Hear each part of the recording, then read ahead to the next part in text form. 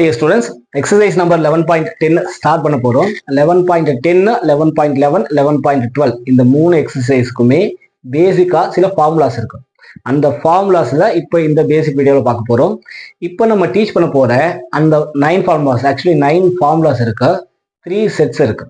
ஒரு செட்டுக்கு 3 ஃபார்முலா, மொத்தம் 3 செட்டு, அப்போ 9 ஃபார்முலா. அந்த 9 ஃபார்முலாவும் உனக்கு ரொம்ப ஸ்ட்ராங்கா அண்டர்ஸ்டாண்ட் ஆயிடுச்சுன்னா மட்டும்தான் எக்ஸசைஸ் நம்பர் 11.10, 11.11, 11.12 இது மூணுமே ஷார்ட் அவுட் பண்ண முடியும். இந்த ஒன் மோர் திங்கா நம்ம எக்ஸ்பெக்ட் பண்ற 5 மார்க் கொஸ்டினா 100% ஷோரா டெஃபினெட்லி இந்த மூணு எக்ஸசைஸ்ல இருந்து தான் வரப்போகுது. அந்த எக்ஸசைஸ் போகிறதுக்கு முன்னாடி அதுக்கான பேசிக் வீடியோ எழுதுறேன், நல்லா கவனிச்சுக்குவோம். பேசிக்ல நம்ம ஃபார்முலாஸ் பார்க்க போறோம். ஓகே, இந்த ஃபார்முலாஸ் ரொம்ப ரொம்ப ரொம்ப இம்பார்ட்டண்டா, not only 11th standard up to 12th standard self also. Okay, then இப்போ நான் வந்து ஃபர்ஸ்டா 3 செட்ஸை இன்ட்ரடியூஸ் பண்ண போறேன். அந்த இன்ட்ரடக்ஷனுக்கு முன்னாடி நமக்கு கான்ஸ்டன்ட்னா என்ன, வேரியபிள்னா என்ன அப்படி சொல்லி நம்ம 9th ஸ்டாண்டர்ட் 10th ஸ்டாண்டர்ட் மேக்ஸ்ல நம்ம படிச்சிருக்கோம் இல்லையா. இப்போ அல்ஜிப்ராவுடைய பேசிக்கா கான்ஸ்டன்டா அண்ட் வேரியபிள் இது ரெண்டுமே நம்ம ஸ்பிளிட் பண்ணிக்கலாம். கான்ஸ்டன்ட்னா for example A, B, C, 7, 10, 100 இது எல்லாமே கான்ஸ்டன்ட். வேரியபிள்னா X, Y, Z இது எல்லாமே வேரியபிள் சொல்லி விஷயம் படிக்கிறோம். ஓகே, இப்போ 7x plus 3 அப்படின்னு ஒரு டேர்ம் இருந்ததுன்னா, 7x plus 3 அப்படின்னு ஒரு டேர்ம் இருந்ததுன்னா, இந்த 7ங்கிறது கோஎஃபிஷியன்ட் ஆஃப் எக்ஸ், எக்ஸோடைய கோஎஃபிஷியன்டா, எக்ஸுங்கிறது வேரியபிளா, அப்புறம் இங்க இருக்கிற 3ங்கிறது கான்ஸ்டன்ட் அப்படிங்கிறது நமக்கு ஆல்ரெடி தெரியும். இந்த ப்ரீவியஸ் கிளாஸ்லேயே நம்ம படிச்சு வந்திருக்கோம். இது கூட நான் சொல்றது நல்லா லிசன் பண்ணிக்கோ. நான் வந்து ஒரு மேக்ஸ் டீச்சரா, நம்ம வந்து இப்போ மேக்ஸ் படிச்சுட்டு இருக்கோம். அப்போ ஆஸ் யூஷுவலா நம்ம டெஃபினெட்லி மேக்ஸுக்கு தான் நம்ம டெஃபினெட்லி கம்பேரிங் வித் அதர் சப்ஜெக்டா மேக்ஸுக்கு தான் நம்ம ப்ரிஃபரன்ஸ் கொடுப்போம். அப்போ அந்த மேக்ஸுங்கிறத கான்ஸ்டன்ட், நியூமரிக்கல் வேல்யூ, கான்ஸ்டன்ட்னா நியூமரிக்கல் வேல்யூ. ஓ, அது நியூமரிக்கல் வேல்யூ. எது கான்ஸ்டன்ட்னா நியூமரிக்கல் வேல்யூ. நியூமரிக்கல் வேல்யூ எங்க இருக்கும்? மேக்ஸ்ல இருக்கும். ரைட். இப்போ கான்ஸ்டன்ட்னா நியூமரிக்கல் வேல்யூ, நியூமரிக்கல் வேல்யூ மேக்ஸ்ல இருக்கும். அப்போ நம்ம ஃபர்ஸ்ட் ப்ரிஃபரன்ஸா இந்த கான்ஸ்டன்ட் தான் கொடுக்க போறோம். அடுத்ததா வேரியபிள். வேரியபிள்ங்கிறது லெட்டர்ஸ்னா பிசிக்ஸ், கெமிஸ்ட்ரி, பயாலஜி ஆர் ஃப்ரெண்ட்ஸோ நம்ம வேற ஏதாவது லாங்குவேஜ் படிக்கிறோம் அப்படின்னா அந்த லாங்குவேஜை படிக்கிறதுக்கு நமக்கு சப்போர்ட் பண்ண போறது லெட்டர்ஸ், வேரியபிள்ஸ். அப்போ அந்த வேரியபிள்ஸ்க்கு நான் செகண்ட் பிளேஸ் கொடுக்குறேன். நாட் ஓன்லி மீ, நம்முடைய லிட்ரேச்சர், தமிழ் லிட்ரேச்சர்லயும் இதுதான் ஃபாலோ பண்ணியிருக்காங்க. எண்ணென்ப ஏனைய எழுத்தென்ப இது ரெண்டும் கண்ணென்ப வாழும் இருக்கா, எண்ணும் எழுத்தும் கண்ணெனு தகும். எண்ணும் அப்படின்னா நம்பர்ஸா, எழுத்தும்னா லெட்டர்ஸ். அப்போ நாட் ஓன்லி ஃபார் மீ, நம்முடைய லிட்ரேச்சரும் அதுக்குதான் இம்பார்ட்டன்ஸ் கொடுக்குது. ஃபர்ஸ்ட் கான்ஸ்டன்ட்டுக்கு இம்பார்ட்டன்ட், அதாவது மேக்ஸுக்கு இம்பார்ட்டன்ட், அப்புறம் லிட்ரேச்சர் வேரியபிளுக்கு இம்பார்ட்டன்ட் கொடுக்குது. இந்த பேட்டர்னை யூஸ் பண்ணி தான் நம்ம ஃபார்முலாஸை பில்ட் பண்ண போறோம். ஓகேவா? இப்போ ஸ்டார்ட் பண்ற கவனி. ஃபர்ஸ்ட் நம்ம மேக்ஸ் படிக்கிறோம், அதனால ஃபர்ஸ்ட் எப்பவுமே கான்ஸ்டன்ட்டுக்கு தான் இம்பார்ட்டன்ஸ் கொடுக்க போறோம். ரைட். இப்போ ஃபார்முலாஸ் இன்ட்ரடியூஸ் பண்றேன். ஃபர்ஸ்ட் நான் ஃபர்ஸ்ட் செட் ஆஃப் ஃபார்முலா எழுத போறேன். இந்த ஃபர்ஸ்ட் செட் ஆஃப் ஃபார்முலாவில் 1 divided by constant, constant A அப்படின்னு சொல்லி அசியூம் பண்ணிக்கலாம். கான்ஸ்டன்ட் ஸ்கொயரா minus variable square, variable x அப்படின்னு சொல்லி டினோட் பண்ணலாம். வேரியபிள் ஸ்கொயர் அப்படின்னு எழுதியிருக்கு. இப்போ ஃபர்ஸ்ட் செட்டுடைய first formula 1 divided by constant square minus variable square. Okay, இப்போ செகண்ட் செட்டையும் நான் இன்ட்ரடியூஸ் பண்ணிடுறேன். செகண்ட் செட்ல நான் எழுத போறது 1 divided by constant square minus variable square.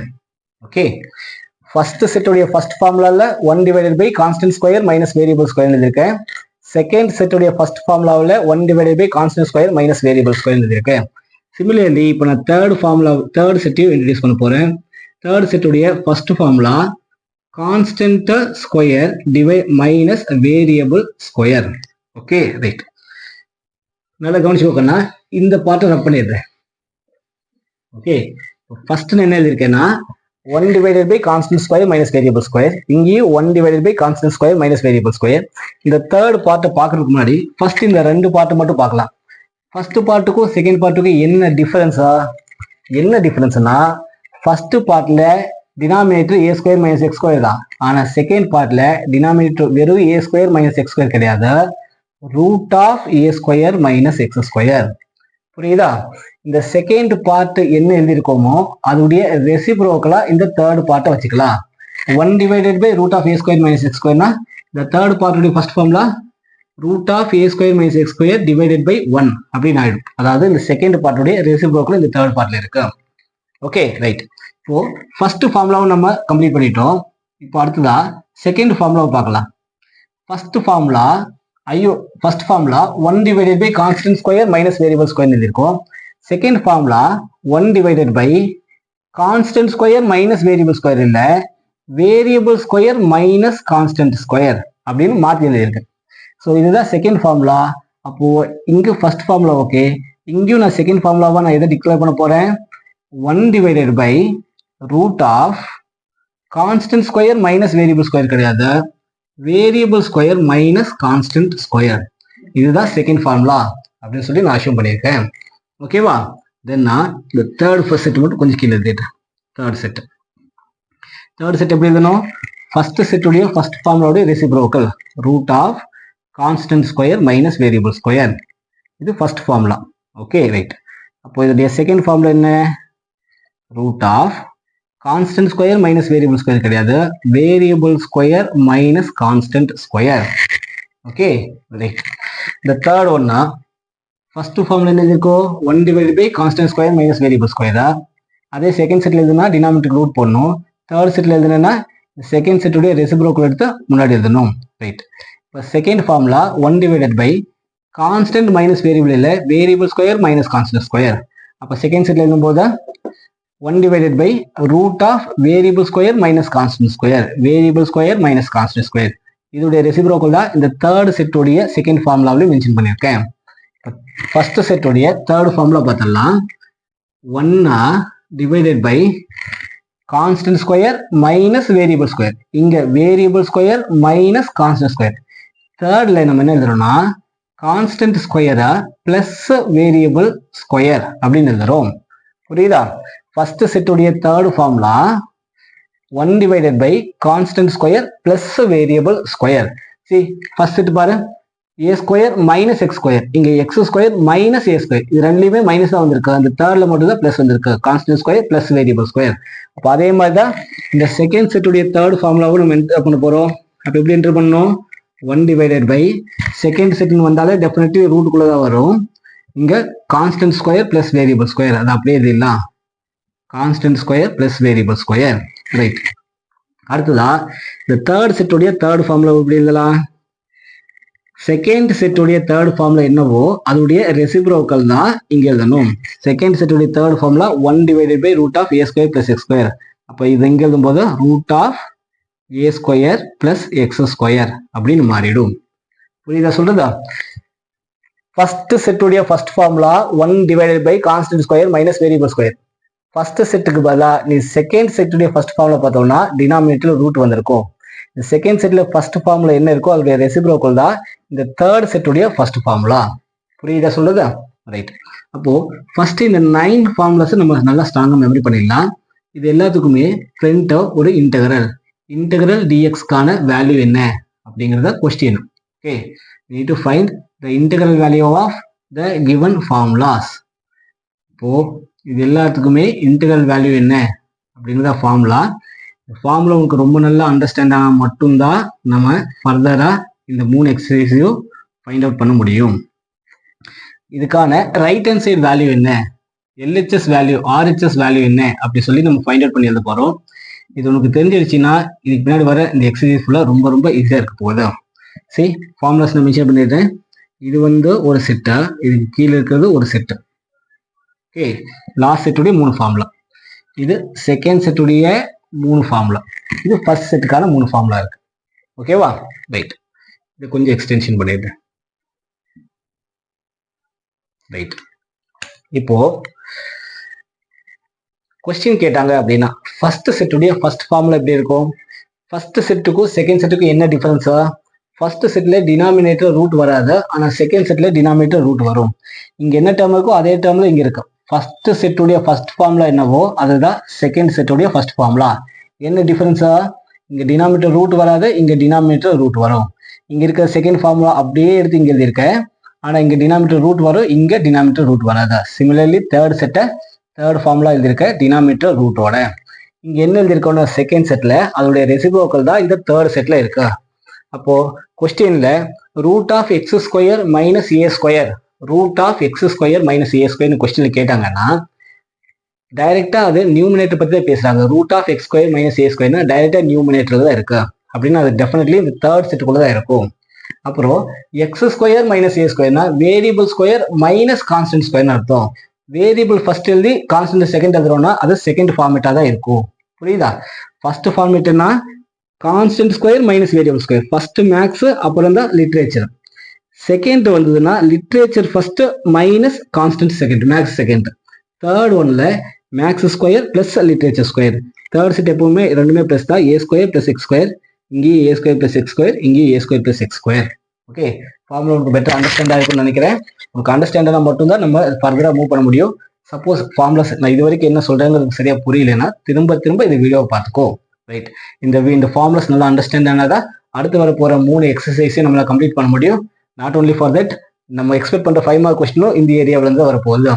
Even 12th ஸ்டாண்டர்டுக்கும் இந்த ஃபார்முலா, இந்த 9 செட் ஆஃப் ஃபார்முலா ரொம்ப ரொம்ப இம்பார்ட்டன்ட். ரைட், இப்போ இதுக்கான ரிசல்ட் எழுதுறேன்.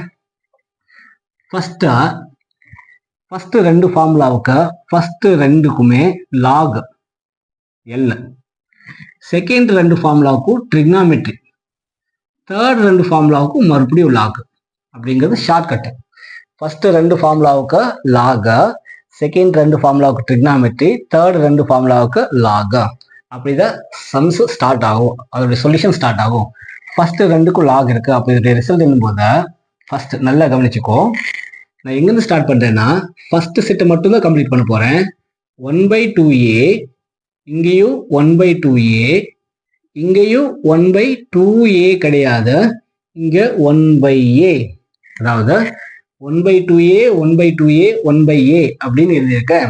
நல்ல ஞாபகம் வச்சுக்கோ. இங்கேயும் 2a இல்லை, 1/2a 1/2a இது 2 தான் லாக், அடுத்த 2மே ட்ரிக்னாமெட்ரி. அதனால இங்க 1/a அப்படின்னு சொல்லி ஸ்டார்ட் பண்ணியிருக்கேன். ஓகே, நெக்ஸ்டா இது 2மே லாக்ல தான் ஸ்டார்ட் ஆகுறதுனால நான் லாக் ஸ்டார்ட் பண்ணிடுறேன். லாக் போட்டா டெஃபினெட்லி மாட் போட்டுடணும்.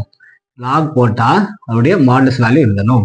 ரைட், இது 2க்குமான ரிசல்ட்டா 1/2a 1/2a இங்க 1/a, இது 2 மட்டும்தான் லாக். அதனால லாக் மாட். இந்த மாடுக்குள்ள, அதாவது இந்த டிட்டர்மினன்ட்டுக்குள்ள ஃபர்ஸ்ட் செட்டுடைய first formula a minus x இருக்கு இல்லையா, அதோடைய காஞ்சுகேட் எடுத்து எழுதணும். a மைனஸ் எக்ஸுக்கு காஞ்சுகேட்டா a பிளஸ் எக்ஸ், அதோடைய காஞ்சுகேட்டு a மைனஸ் எக்ஸ், அதை டினாமினேட்டர் எழுதியிருக்கேன்.